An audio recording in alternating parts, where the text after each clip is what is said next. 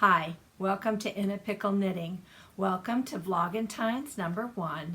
Today is, the release day of this vlog is February 1st, 2021 on a Monday. But I'm actually recording a day early because I've had uploading problems, lots of changes to the uploading from my computer's end. And the last podcast that I released just over a week ago took about 6 hours to get up. So I thought it probably would be best for the Vlogentines to get a little early start. So I'm doing a day early so that I have some time to get it up on time. I'm going to be sharing with you on Vlogentines 2 things every day: a craft of some sort and a children's literature book for Valentine's Day. And the book that I have to share today is one of my favorites, Somebody Loves You, Mr. Hatch, by Eileen Spinelli and illustrated by Paul Yalowitz. This is a really sweet book. This is Mr. Hatch, and he is a man that people say he keeps to himself, which he really does. He works in a shoelace factory and he goes off to work every day and works.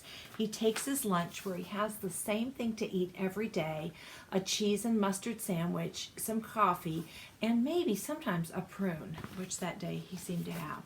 Then on his way home from work, he would do the same things every day. He stopped and bought a newspaper, and he would buy from the local butcher, he would buy a turkey wing for his dinner. And he'd go home, go to bed early, and that was pretty much his existence.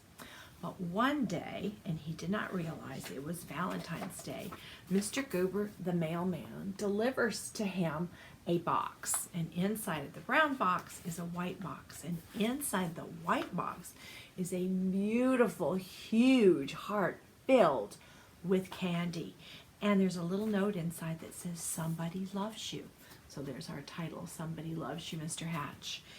And it just thrills him. He's so excited and happy, and he takes the box of chocolates to work, and you can see him getting to work there. He's dancing about, and he takes the box of chocolate to work with him. He shares it with everyone, and a different Mr. Hatch comes into being with his work with his coworkers. Even when he stopped and on his way home from dinner, instead of getting a turkey wing, he decides he's going to have a nice fresh slice of ham for his dinner. And he actually gets to talking to the butcher because he's worried that his little daughter has not come home yet, to the shop yet. She's on her way home from school. And so Mr. Hatch says, "Well, I'll go find her." And he finds little Melanie Todd and brings her back to the shop.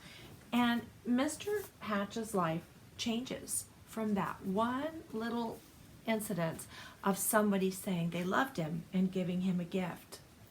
But sadly, the mailman stops one day and says, "Oh, I made a mistake. That package wasn't for you."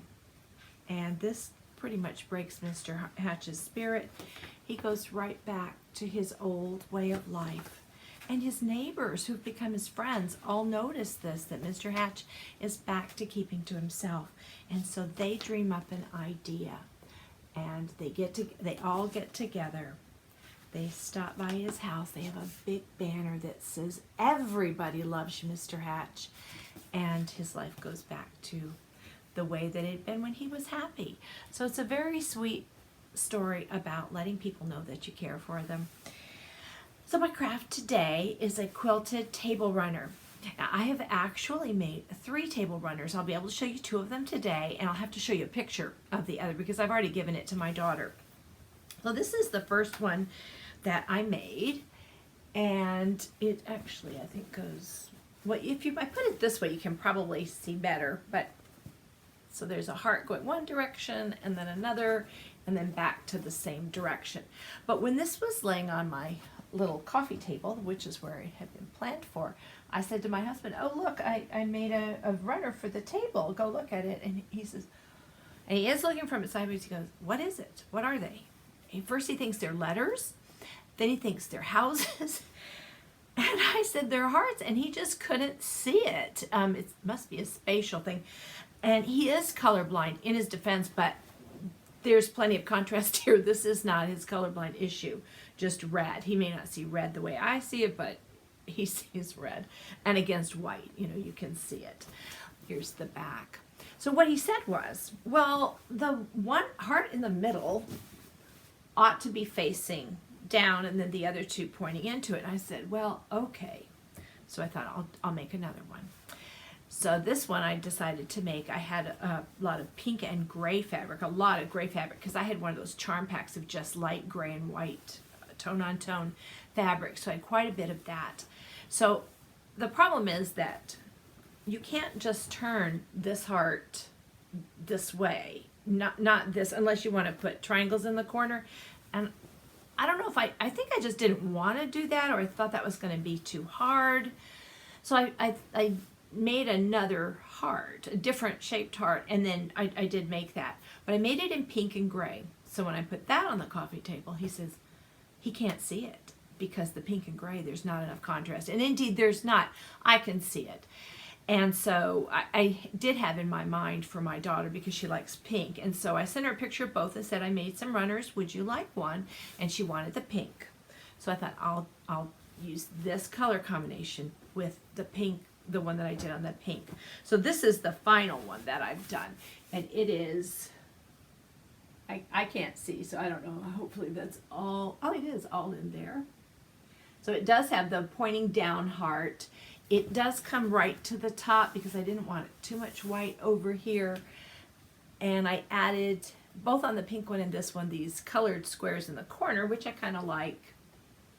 On this one and the pink one, I did stitch in the ditch. So just stitched around all of the little squared areas.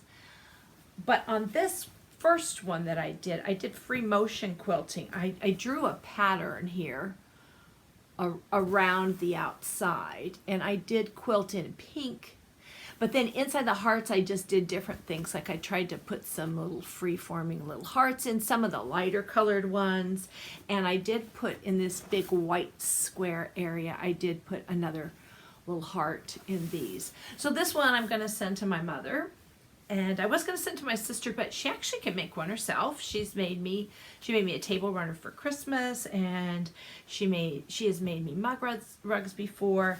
So instead, I'm sending her my little drawing of what I did to make this. I did see hearts like this on Pinterest, but there wasn't a pattern affiliated with it, so I just figured out how it would go together for me.